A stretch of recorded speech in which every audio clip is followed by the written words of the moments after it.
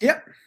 All right, hi, welcome to this news episode of Sports Talk Central. I'm your host, Adit Mahmood, with my normal co-host, Hunter. Uh, so we're going to be talking mainly some baseball, some extension talks, some almost extension talks, some Ravens news, Steelers news, and then we're going to finish up with and then we're going to talk about is Virginia Tech athletics, including is Virginia Tech baseball for real, or is what we're seeing a mirage? And then obviously, and then we're going to talk about the return of one of the better broadcasters out there in Bill Roth. So at first we have to acknowledge this one. Condolences to Dwayne Haskins' family. Yes. Unfortunately, he passed away far too young. Um, and Adam Schefter really should be a little bit more considerate with how he reports this stuff. To say the least, yeah. I mean, obviously, my thoughts and prayers and everything. My condolences go out to Dwayne Haskins and his family and friends.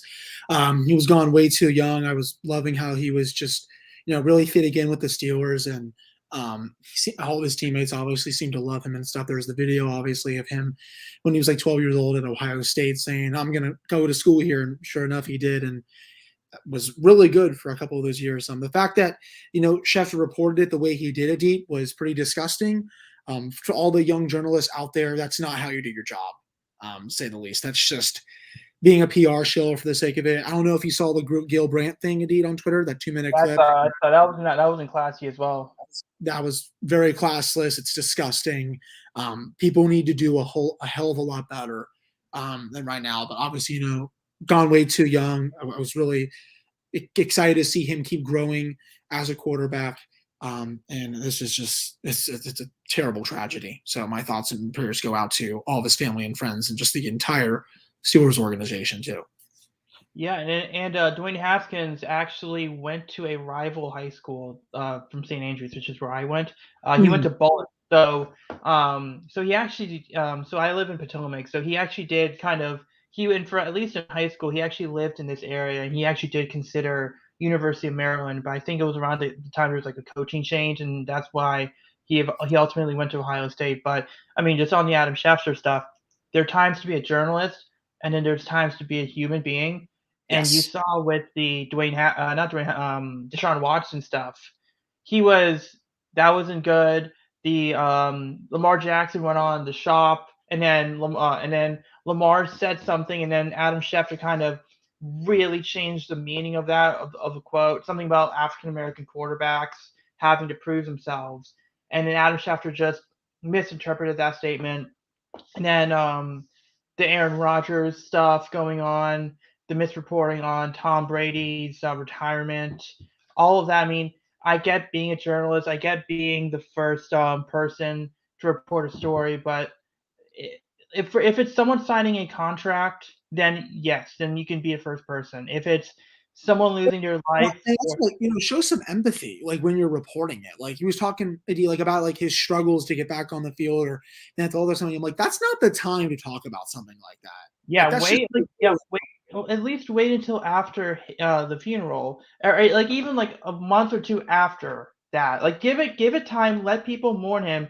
Like don't just have it be, oh yeah, we have like, oh yeah, he unfortunately passed away. Oh, look at his struggles. Like don't make him, don't do yeah, that. So let's start with some more happier news, which is some extensions happened. So we had Jose Ramirez 5 years, 124 million.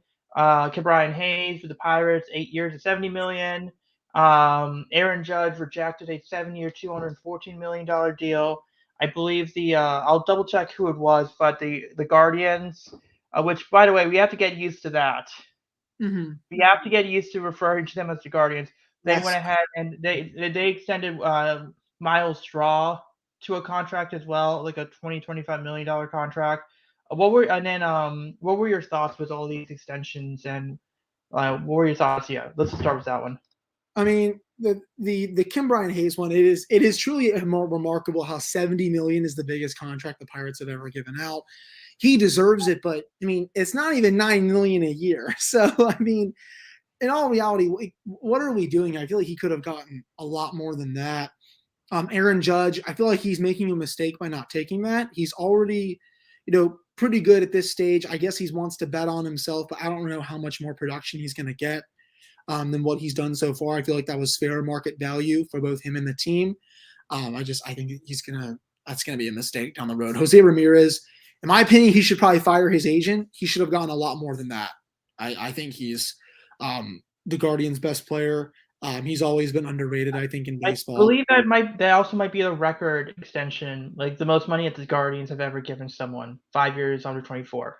Fire again. He should still, I think, fire his agent. He could have gotten a lot more than that, considering what he's done in Cleveland. So, two very undervalued extensions, and then Aaron Judge. He should have taken the one that he was offered. Yeah, and I think you're right because I think everyone was talking about what was it from the Braves, Ronald Acuna when he signed his extensions. Like, what are you doing signing signing this the extension he's got? But I mean, look, I think players sometimes value the financial security. Other players want to bet on themselves. Brian Hayes making $9 million. I mean, it is sad that 70 million, 8 year 70 million is the record contract for a player for an organization that's been a part of Major League Baseball for 50, 60 years. I mean, that's the Nutting family for you. Yeah. Um, but then again, I'm not shocked. I mean, they put O'Neal Cruz into AAA because he needs to work on his defense. Now, I mean, granted, he's 6'7", he plays shortstop, but you're not going to you didn't take him to be an outfielder, so it was really just manipulating service time. Um, but I mean, to me, that's kind of, and then with Aaron Judge, I wasn't a big. I think Aaron Judge should have taken that extension because the problem with Aaron Judge is he's 30 years old right now. He's 30. He's gonna be a free agent next year after this year. He's gonna be 31 when his second contract starts. He was offered basically 30 million a year for 7 years, and you know he's gonna deteriorate because his health isn't. He's not the healthiest player. Mhm. And this is a guy that he homers a lot and he strikes out a lot. And what you don't want is for him to become a three true outcome player who either hits a home run or strikes out. Oh yeah, and you're going to pay him 30 million a year.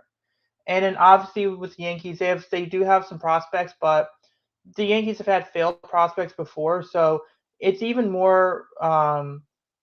It would look even more worse from the Yankee side if this contract didn't work out because now you're talking about failed prospects and you're paying a declining player all this all these all the money. Now the problem is, well, I include another topic here. I'm gonna bring another topic up with this before we talk to the Orioles and Nationals, but that one there, Ramirez, I think that 20 something, 20 something million, for whatever it came out to be, he could have gotten more money. I agree. If the Guardians, I understand the Guardians were in trade discussions, but he should have gotten more money. I'm happy he got the money, but it's just like it's the tricky balance of players being offered long-term security, but they're not maximizing their value. And I think that's kind of unfortunately where we saw it with Ronald Acuna. Um, Wander Franco did sign that 11-year, $182 million Yeah. deal. Now, do I think that he'll be a Ray 6, 7 years into that deal? No, I do not. He's going to get traded midway through that deal, but at least the Rays were giving somewhat of a fair offer at that point. Like, if you can call it fair, if you can call it fair. But that's where it's going to be pretty interesting. And then speaking of the young players, we do have young players coming up. So one of the biggest problems with the CBA was, are they going to start to bring up these younger prospects? And sure enough, it did start bad with O'Neal Cruz being sent down to AAA, even though he played like 6 games in the majors last year. But Bobby Witt Jr. Was called up by the Royals. He recently became the #1 prospect in all of baseball. Spencer Torkelson is another top 5, top 6 guy. He got the call up, so he's up. Julio Rodriguez from Seattle, he's #3 prospect. He's up in the majors now.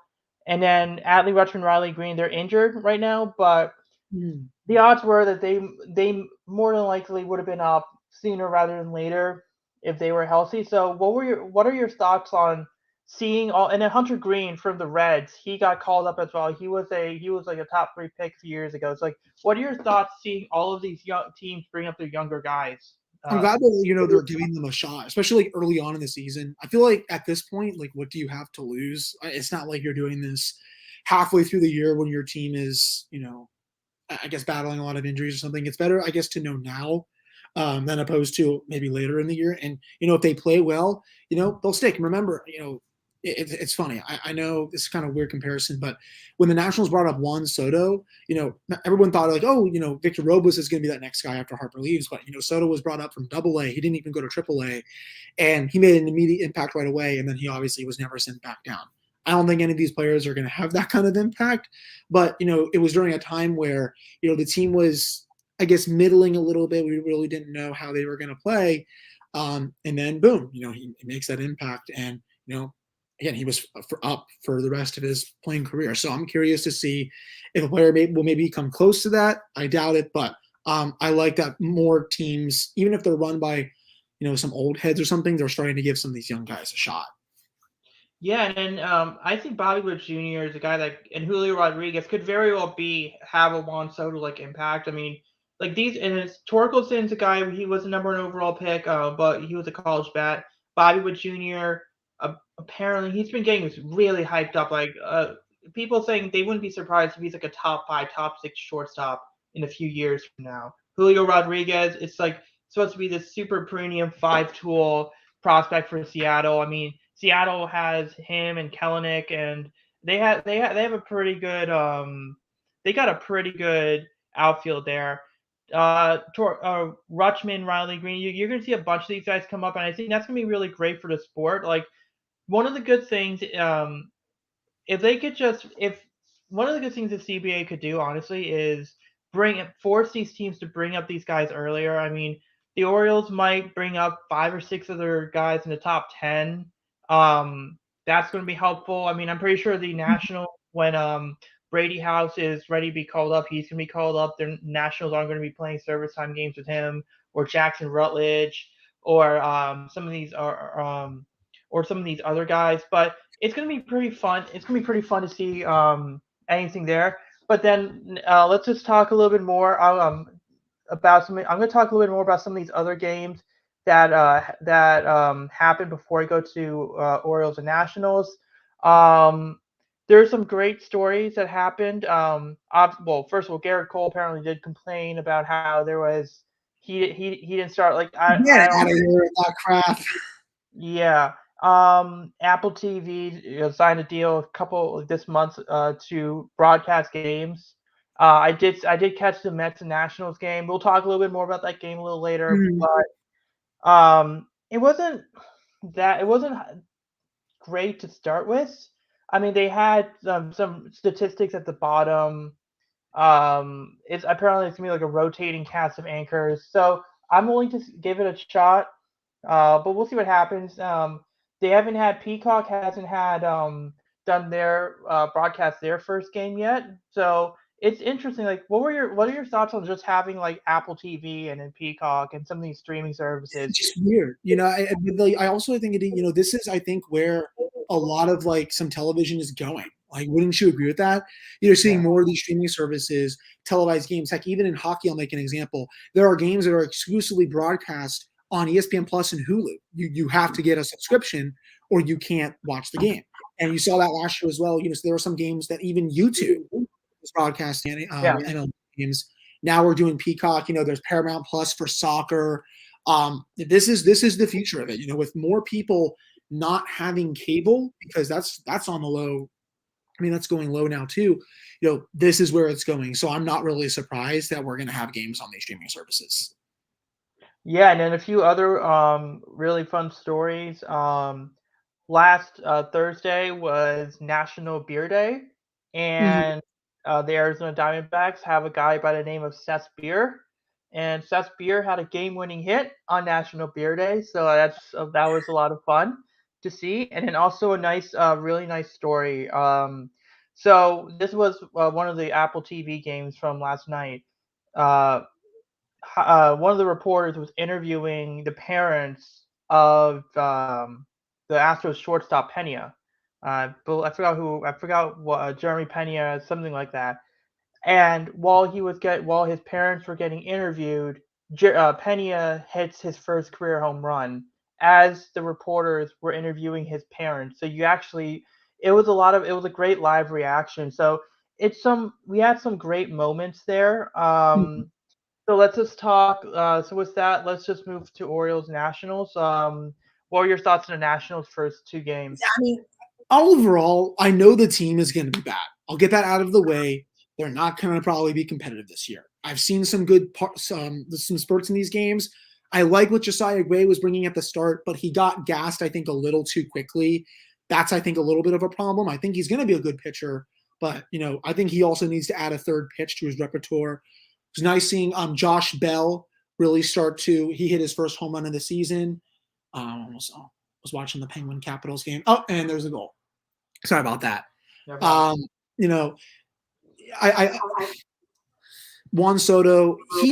My biggest thing with the Nationals this year. They just have to pay Juan Soto. You can give him whatever he wants. He already hit a massive dinger the other night. The bullpen is going to be what it is. It's just this team is not going to be that good. But I like what Josh Bell brought. I like what Juan Soto brought. You know, there's not really much else to say right now because there's 2 games in, but it's going to be a struggle this year, and hopefully they can start winning some games sooner rather than later to not make it a total bore fest to watch. What were your thoughts on the Orioles?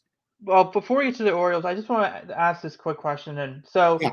the Nationals struggle. Let's say again, this is kind of contradicting to your point, but if the Nationals struggle, and let's say they are out of the race by the All-Star break, and Juan Soto wants a lot of money. Let's say he wants close to 500 million. The Nationals don't have a really good farm system. So, Mhm. if you are Rizzo, as tough as it is, do you entertain the idea of trading Juan Soto because Juan Soto is going to command a lot of money? The Nationals, because their farm system, I know they have the number 5 overall pick, but they need to build up that farm system. You want to know one way of building up your farm system?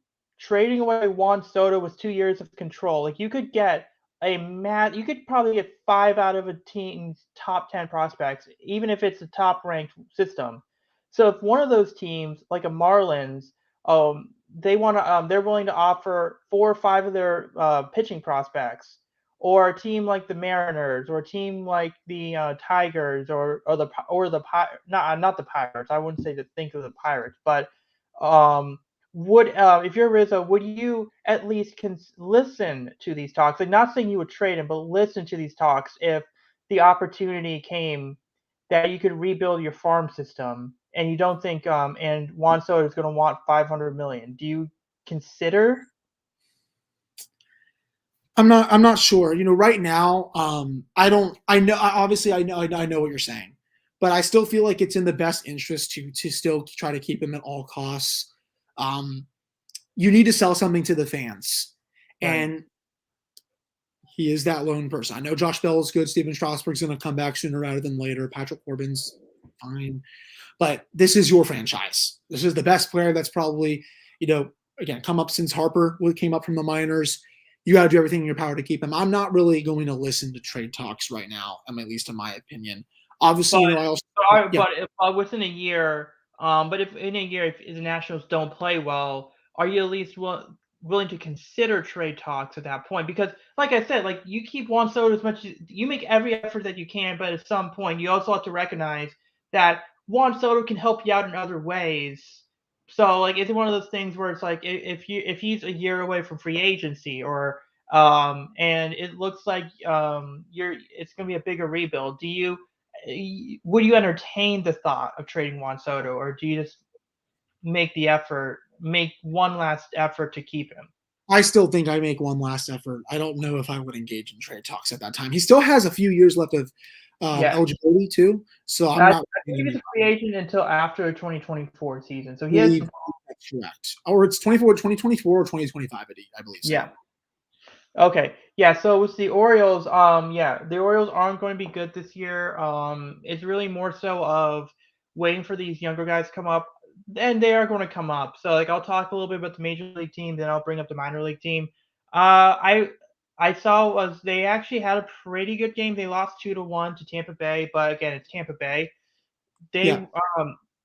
John Means had a good start, good, and I'll talk a little bit more about the trade that was made a few days ago.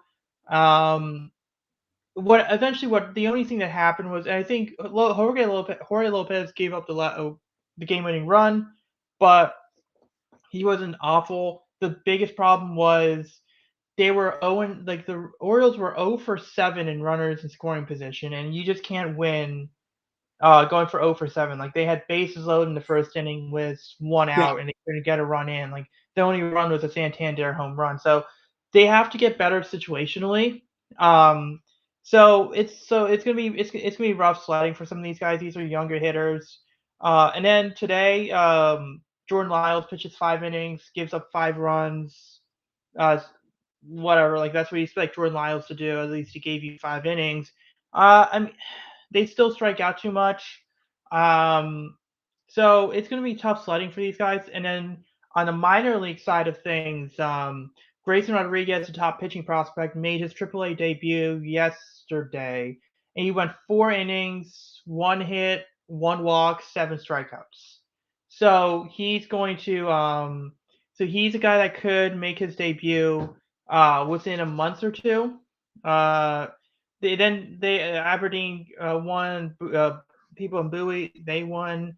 So the prospects they have are coming up are going to be pretty good. And then we're going to talk about I'm going to talk about the trade they made. So they traded Cole Sulser and Tanner Scott to the Marlins. In return, they got back Anthony Velez, the Kevin Goody, no, not Kevin Goody. It was like Kevin Guerrera, a 17-year-old outfielder, and a competitive pick. I believe the 67th overall pick.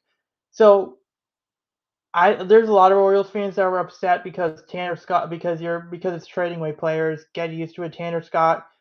I've been saying if Tanner Scott can learn control and throw strikes, he'll be one of the better relievers in baseball for 3 years now. So you might as well trade him all you can. Cole Sulser is a 32-year-old reliever. Yes, he was consistent, but he wasn't a part of your future plan. So getting some value back for him, especially if you have pieces that can contribute right now.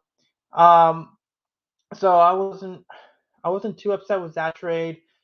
The return, Anthony Velez, I'm excited for him because Anthony Velez is he was one of those guys. He was an undrafted guy in the 2020 draft, but you got to remember that was a 5 round draft. So he might have been a 7th or 8th round pick by the Marlins. College guy. He's been on the older side. He went to JUCO. Here's the thing about him. He has impeccable control. He had I believe 93 strikeouts to about 11 walks in 99 innings pitched. So that's the type of control this guy has. 91 to 94 mile per hour fastball had one of the best changeups in the Marlins system. He's kind of like a John Means type of like it seems like his repertoire is like a John Means type thing where they have similar velocities. The changeup is kind of like their main pitch. He's going to start the year in Double A. I'm excited to see what he does. Kevin Guerrero, you're an international guy, 17 years old. Who knows? Maybe in a few years we don't talk about him. Maybe in a few years he's a top 100 guy. He's a lottery guy. And then the comp round pick, that's the big thing because you it adds about $1 million to the bonus pool, and the Orioles they've done this thing of spreading the bonus pool to get as much talent as possible. And they got the number 1 overall pick, so they have the largest amount of money. So now you have add another million to that. So be really interesting to see what they do with that strategy. Whether they go underslot, whether they can go get a high school, but 5 picks in 75, the 5 picks out of the first 75, you're bound to get some talent there. So it's a shrewd move by them. So we're going to move on to some football talk, and then more football talk, and we'll end with some Virginia Tech talk. Steelers. nothing really this week. Just quarterback visits. They signed Robert Spillane to like a 1-year tender deal. He's just depth. There honestly, again, there really wasn't too much this week. Nothing new on, I guess, the Tyrann Mathieu front. I guess he's looking at the Saints and the Eagles. We know they have Matt Corral coming in, Kenny Pickett, Malik Willis. They're meeting with all the quarterbacks. So there's just not there's we're counting down to the draft at this point. I know obviously the Ravens, they made a move this morning, Calais Campbell Yep. coming back. So we'll get to the Ravens now just because Yep. there wasn't much for the Steelers this week. Yeah, sure. Yeah, so so we're gonna go talk. Obviously, the Ravens brought in Calais Campbell. Um, so one of this, and it's a 2-year, $12.5 million deal. We can go up to about 16 mil. So the cap hit in year one is about 3.5. So it's a smart deal because Calais Campbell was really good last year. He's also getting up there in age, and he's not going to be the guy like he's not. Let me first say, Calais Campbell's not the guy he was when he was with the Cardinals. He's not that guy, but he can still give you valuable assistance. So I like him. I like it there. And then they kept Josh Bynes on a 1-year deal, so he's the middle linebacker next to Patrick Queen. I still think they're going to go and get a middle linebacker in the third, fourth round, whether that's a Trey Anderson or whether that's Chad Muma. I don't think they go first round, so I'm taking Devin Lloyd off where they could go, or N'Kobe Dean or the guy from Alabama. But those were the two big moves made there. What it means for the draft, well, first of all, they got to clear up space, so I don't think they're going to add anyone until the draft. They did have a visit with Melvin Gordon. I wouldn't be surprised if that one is more so of they want to see where his head was at, and then they're going to go to the draft. And if they don't get a running back in the draft, then they'll circle back to Melvin Gordon. But yeah, I think it's more so the draft. It's also clearing up space because I believe right now they have about 5 mil in cap space. They would want to be around 12 because you got to pay your rookies and you want to have 4 or 5 for a rainy day. So I think that's where they're at right now. What the Calais Campbell thing could mean for the draft.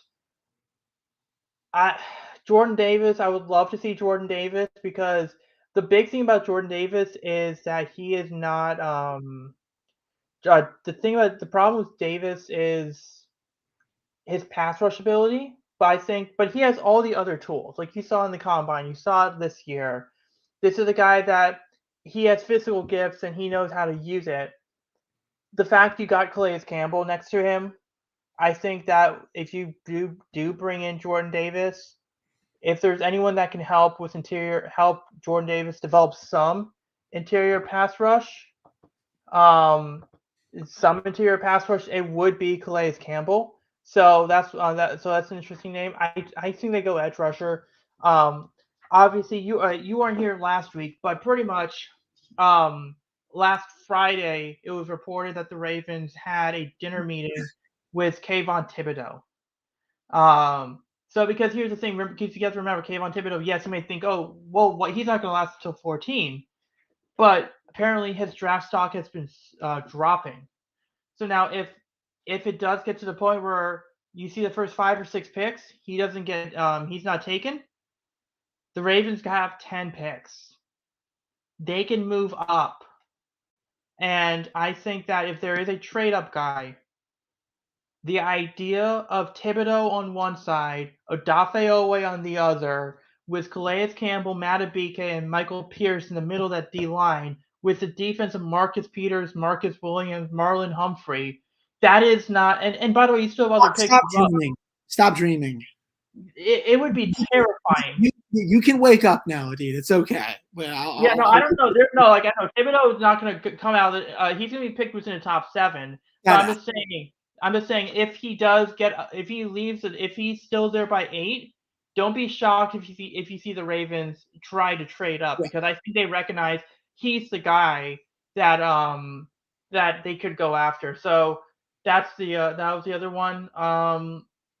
And then we're going to talk. Our last 2 topics are going to be on Virginia Tech. They're a wagon. They are a wagon this year. I love it. Yeah. So just in case people don't know the numbers, they beat NC State, who's the 21st best team. They beat NC State 21-10. And if you didn't follow baseball, it's like, wait, Virginia Tech played NC State in football? No, Virginia Tech played NC State in baseball, and beat them 21-10. they hit 7 home runs, and I think and then with Gavin Cross, Cade Hunter, and Christy Martini hitting 2 apiece. And this was their 4th win out of the last 5 games against top 25 teams, because they beat UNC. I believe they beat UNC twice out of 3 games in Chapel Hill, which is the first time they did that as a team. And then what else was there? Okay, hold on. There is a slight thing there. Let me just get uh on. Well, okay, hold on. I'm just trying to get back. Sorry about the Wi-Fi cut out. Yeah, no problem. No, Give me a sec. no problem. Keep talking. Yeah. No, what I was saying is that they beat UNC 2 games. They won a series at Chapel Hill for the first time in a while. They've been playing really well. I mean, they're 18-7 right now. They're 5-5 in the ACC. So I mean, this is a program that's not a lot of people watch, but I mean, they're definitely giving people a reason to go watch them when they can. Yeah. No. I mean, I agree. This is a team that's taking a lot of steps right now. So, and they're exciting to watch. You know, last year they were fun for a little bit, then the wheels started to fall off. This year, you know, is it going to be the same?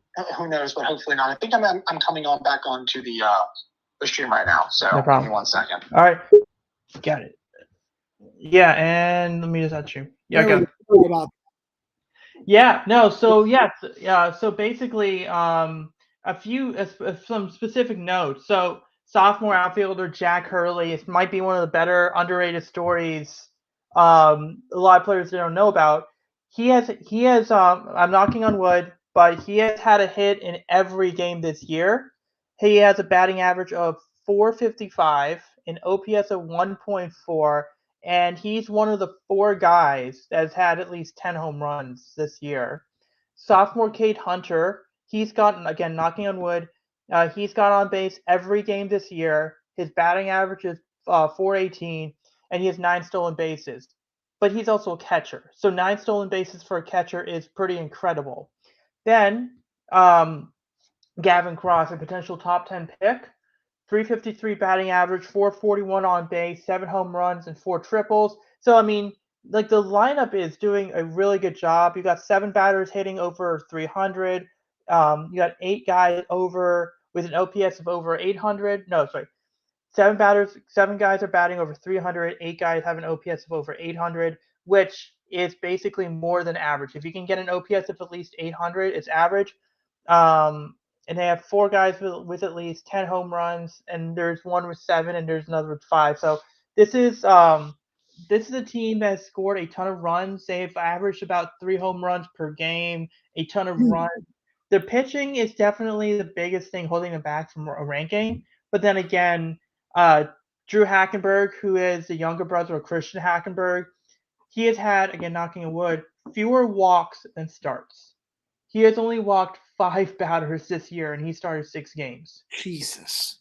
So, I mean, I believe he has like a 2.70 ERA. So the recruiting, like, John Sheff has done a fantastic job with the program. I mean, it's taken a while, but it's whatever he's done the last couple of days worked. The transfers have worked.